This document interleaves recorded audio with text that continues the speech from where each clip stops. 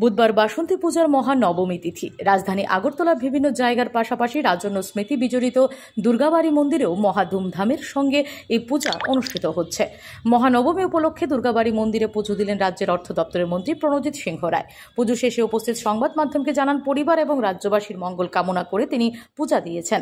রাজ্যের অন্যতম প্রাচীন এবং ঐতিহ্যবাহী মন্দির হলো এটি। রাজ্যের সকল মানুষ এই মন্দিরে আসেন পুজো দেওয়ার জন্য, তাই তিনিও এসেছেন পুজো দিতে। প্রতি বছর শারদীয় উৎসব এবং বাসন্তী পূজার পাশাপাশি কার্তিক মাসে দেবী দুর্গাকে কাত্যায়নী রূপেও পূজা করা হয় এই মন্দিরে। এটা তো অত্যধিক পূর্ণদিন, আর আমাদের দুর্গাবাড়িতে ঐতিহ্যশালী এই মায়ের মন্দির সারা রাজ্যের মানুষের এক সুখ শান্তি মঙ্গল আমি কামনা করি, কারণ মাই একমাত্র ভরসা। আমাদের এই রাজ্যের সমস্ত মানুষের সুখ শান্তি বজায় রেখেছেন। আগামী দিনে রাজ্যের উন্নতি এবং মানুষের শান্তি কামনা করার জন্য।